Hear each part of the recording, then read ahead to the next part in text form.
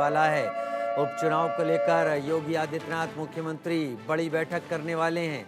लखनऊ में आज मुख्यमंत्री आवास पर कालिदास मार्ग पर ये बैठक होने जा रही है। सुबह 11 बजे का वक्त होगा जब मुख्यमंत्री योगी आदित्यनाथ के आवास पर ये बैठक होगी।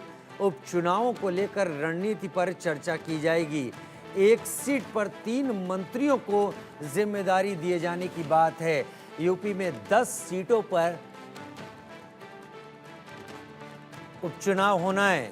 पिछले 13 उपचुनाव में जो अभी कुछ दिन पहले जिसका परिणाम सामने आया, ये बीजेपी के लिए कोई खासे प्रभावकारी नहीं रहे देश भर में।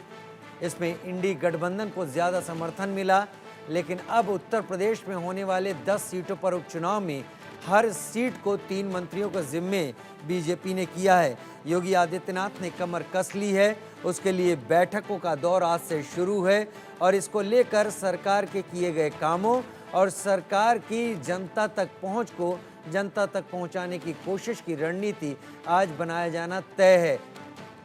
हालांकि दिल्ली पहुंचे डिप्टी सीएम केशव प्रसाद मौर्य, लेकिन संदेश साफ दे दिया गया, साथ मिलकर प्रदेश में पार्टी को आगे बढ़ाना है।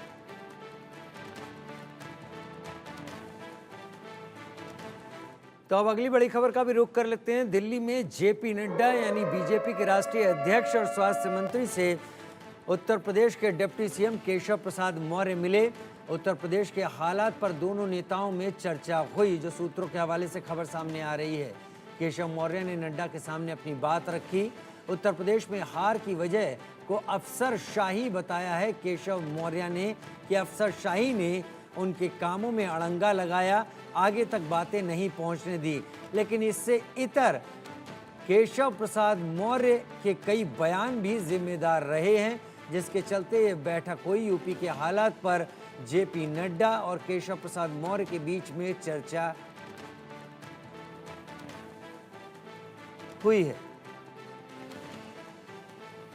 उत्तर प्रदेश के हालात पर दोनों नेताओं में चर्चा हुई।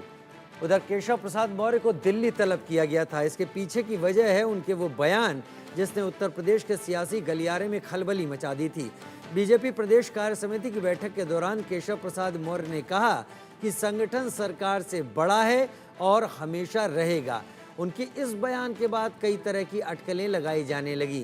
केशव प्रसाद मौर्य का इस तरह मुखर होना कई चर्चाओं को भी जन्म दे गया। सवाल उठने लगे कि क्या सीएम योगी से उनकी दूरियां बढ़ गई हैं। इन सवालों को तब और बल मिला क्योंकि इस बयान से पहले केशव मौर्य दिल्ली में 5 दिन तक रहे थे। उन्होंने बीजेपी के बड़े नेताओं से मुलाकात की थी, लेकिन अब खबर ये कि उत्तर प्रदेश में हार के बाद केशव मौर्य का इस तरह बयान देना आला कमान को रास नहीं आया है। केशव मौर्य दिल्ली तलब किए गए, उन्हें बयानबाजी से बचने की नसीहत दी गई। हालांकि अब केशव मौर्य का वो बयान आप सुनिए जिसने उत्तर प्रदेश से लेकर दिल्ली तक हलचल मचा दी थी। सरकार से बड़ा है।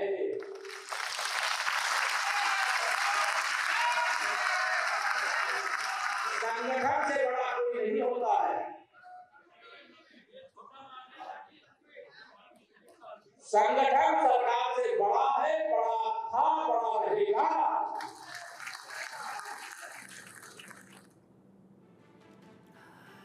इससे पहले लखनऊ में बीजेपी की बैठक में सीएम योगी आदित्यनाथ ने कहा कि 2027 में बीजेपी सरकार बनेगी। वो लोग जो उछल कूद करने का प्रयास कर रहे हैं, ऐसे लोगों को दोबारा उछल कूद करने का मौका नहीं मिल पाएगा।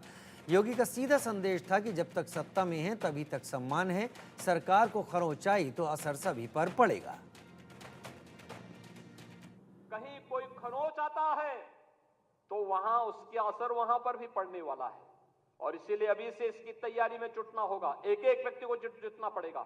ब्लॉक प्रमुख हो या चेयरमैन, महापौर हो या जिला पंचायत अध्यक्ष, विधायक हो या विधान परिषद सदस्य, लोकसभा के हमारे माननीय सांसद हो या फिर राज्यसभा के माननीय सांसद, इन सबको संगठन के साथ बेहतरीन तालमेल बना करके, संगठन जिसको तय करे उसके साथ खड़ा होकर के प्राणपण से जुट करके कमल चुनाव चिन्ह को विजयी बनाने के संकल्प के साथ अगर हम आगे बढ़ेंगे तो आपका भी सम्मान होगा, सर्वत्र सम्मान भी मिलेगा और जो लोग उछल कूद करने का कुत्सित प्रयास कर रहे हैं, मुझे लगता है इनको दोबारा उछल कूद करने का अवसर ही नहीं मिल पाएगा। यह हम आप सबको आश्वस्त करने के लिए आज यहां पर आए हैं।